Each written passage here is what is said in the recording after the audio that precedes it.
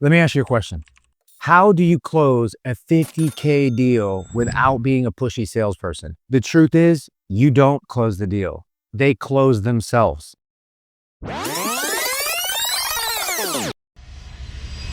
And in the next 8 minutes, I'm going to show you the exact framework that I have used to sell premium coaching memberships, high ticket fitness packages, as well as six-figure partnerships, even raising more than $150,000 from investors at 23 years old without ever feeling like a pushy salesperson.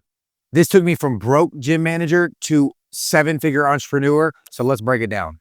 And by the end, you'll have the three-step diagnostic selling framework that makes high-ticket sales seem effortless. You'll know exactly what to say, when to say it, and how to position yourself as the authority and not just another pushy salesperson. Plus, the biggest mistake that 90% of high-ticket closers make before they even start. This is what I charge people 10K or more for. So let's break it down together. What's up, my friends? If you don't know already, my name is Garrett James, aka G Money, and I have been selling shit for more than 15 years. I started slinging shoes and gym memberships way back in the day. And since going digital, we have sold solar, we've sold roofing, digital marketing packages, NFTs, real estate. We launched Dealmakers Academy and helped more than 100 investors get their first wholesale deal. You name it, we have slung it online through these same high ticket principles. So I know you're going to learn a ton from here. Now, look, 9 years ago, before I got all of this digital stuff started, I had less than $1,000 in my account and I had no idea where I was headed. I thought about quitting daily, but you know what changed? I had a mentor, my sales manager, that taught me about diagnostic selling and learning to use questions to help people close themselves. Totally changed the game for me. Nothing was the same, like Drake said, and we've 10x the income ever since then, guys. So let's break it down and see what we got. Now, pay attention, because the biggest mistake is coming in about 60 seconds and you're probably already making it. Here's what kills most high ticket deals: pitching before diagnosing. Most salespeople try to dive straight into features, advantages, benefits, testimonials, blah, blah, blah, blah, blah. They think they're building value, but really they're coming across as pushy and trying to shove their solution down the prospect's throat. Why? Because prospects don't even know they have a problem yet. You're prescribing medicine before going through any diagnosis of what's truly wrong with them.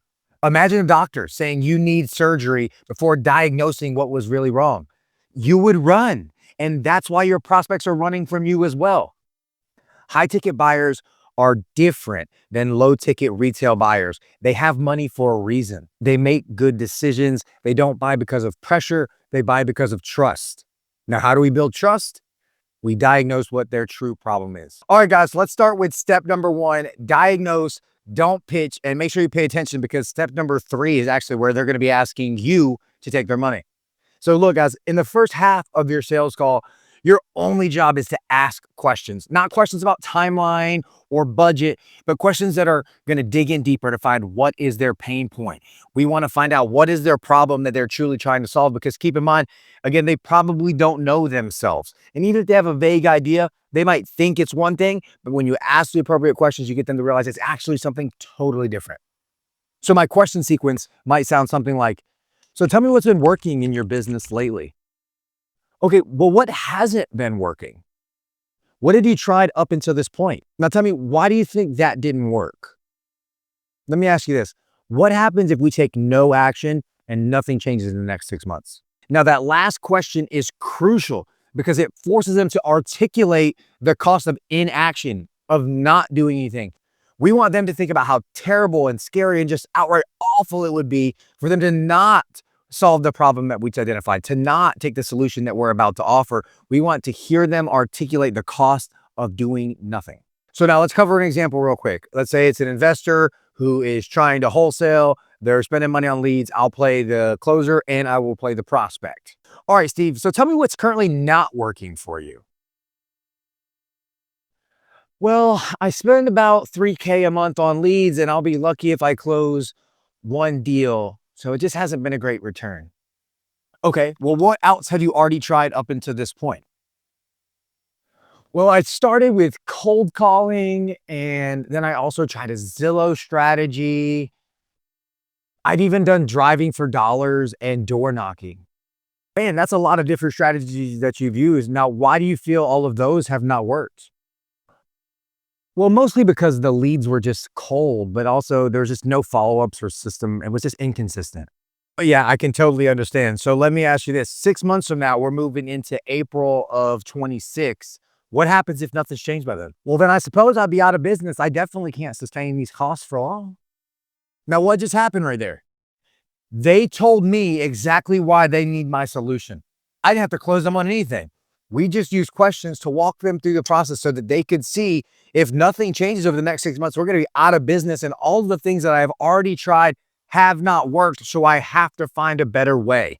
And that's the mental positioning we want to be putting them into, setting them up or framing them into for the next steps of the process. Now let's jump to step 2 because that's what makes them desperate for your solution. Okay, step number 2, that's build the gap. Now look, we want to be honest and transparent always, but we want to clarify the reality of the situation for these people. Make it bigger, not in a manipulative way, but draw out the financial and emotional cost of not solving this problem. This is what I mentioned a few minutes ago.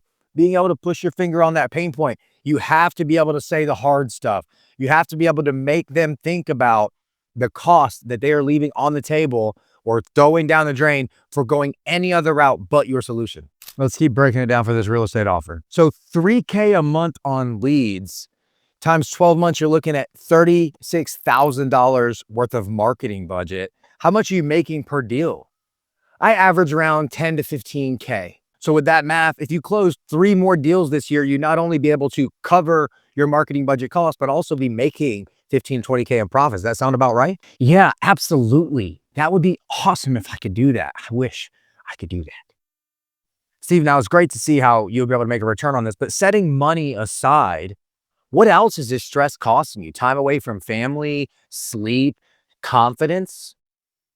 Now, you have to just be able to leave it there and make them answer you. You can't just keep talking and stumble past it. Be quiet, make them answer. You're not being pushy, you're being a mirror. They're in their mind, they're calculating what it's costing them, whether it be dollars, time away from the kids, they're missing soccer games, their wife's pissed them all the time. They're doing all this mental calculation like the damn Rain Man over here. You just have to sit there and wait. Wait for them to respond to you. It might be awkward. It might be silent for a bit. Let them think through it and wait for their response. This is Stoic sales. Marcus Aurelius said the obstacle is the way, and it could not be more true in this sales setting. The obstacle is the pain that they are feeling, and that's the way you will close the deal. Now let's jump to step 3 where they close themselves. All right, step 3 is present the bridge. You're not selling anything. You are offering a solution. We've already created the gap from where they are and where they want to be. And now we're going to offer the bridge. It's going to help them get there. Not as a pitch, but as a logical solution to the problem they just identified having, to the diagnostic questions that we used to get them thinking. Let's jump back in with Steve again. So based on what you're telling me, Steve, you need 3 things. You need better leads, automated follow-up, and someone that can help you implement this system to make your business grow. Yeah, that sounds about right. It sounds exactly like what I really need. That's actually exactly what we do with our Dealmakers OS program. We do large-scale marketing outreaches to touch more people and generate more warm leads, but then also automate all the follow-up so that nothing falls through the cracks. Notice I didn't say, let me tell you about my program or let me tell you what I have to offer. I clearly laid out for them the no-brainer solution that I have for them based off of the problem that they just told me that they have. See the difference? Most sales reps are pushing their solution on the prospect. We want the prospect pursuing us. It's like a woman, right? We want the woman to chase us. If I chase her, she's going to run away. She's not going to be interested. Or I show her just enough that she's interested and then pull back. She's going to chase me. Same thing is going to happen with your prospects. Then it's critical, though, to shut up. Let me reiterate this again. Be quiet. Make them answer you. So many sales reps just get awkward and uncomfortable in the silence, and they're like, and they jump in and they speak first, and you will lose every time. But 9 times out of 10, they're going to hit you with, well, okay, well, what's the investment? Okay, what does it cost, right? Now, they are asking you about the cost of your service or solution. They are pursuing you. You are not pushing a number down their throat. You're not trying to pressure or guide them into a certain number. You are prescribing exactly what they need based off of the problem that we have diagnosed together with the questions leading up to this. You see how different of a dynamic that really is? And then, of course, we're just going to price with a value anchoring. We're never going to just leave it on the dollars amount. Cool, calm, and collected, like it's no big deal. So it's only going to be $4,500 a month. There's no contract, cancel at any time. You get all of the automated outreach systems, including mass texting, mass RVM, and all of the automated follow-ups, the AI agent to manage it, and your customer success team manager. Oh, and actually on top of that, you'll also get a little bit of one-on-one time with me to make sure that you get the absolute most out of your campaigns. Boom, 50K annual client closed. No pushiness, no hard close tactics, just diagnostic selling using questions to help him realize he has a problem and that I have a solution that when they come together can make his life easier. This really happened, y'all. Last month, we signed a new client to the marketing agency, Reachfro, wants to do 5 million plus text messages a month, 50K a year in annual revenue, easy peasy. When you help somebody walk through this process, they close themselves. I didn't have to put any hard pressure on him. No special close. He was ready to go by the time we got to the end of the call. Now, keep in mind, this doesn't work if you're lying. If your offer, if your solution, if your product or service cannot actually do the things that you say and cannot actually solve those problems, this is all for naught. And this framework will actually just expose you for the fraud that you are. But if you have a real solution, this makes the sale inevitable. Stoic sales, baby. Clarity closes, no tricks, no pressure, just the truth. All right, guys, that's the framework. Diagnose, create the gap, build the bridge. That's all that you got to do. That's your high ticket closing framework. Use this in your next sales conversation and then come tell me how it worked for you and see if you had a better conversation. If you want my full sales training, all of the scripts, objection breakdowns, tonality trainings, we go so much deeper. The link is in below. Join Closer Circle, and I can't wait to see you make your first 10K online. If this has helped you, comment close below and tell me what business you're in. I'll read every comment. Now let's get it, guys. G Money out.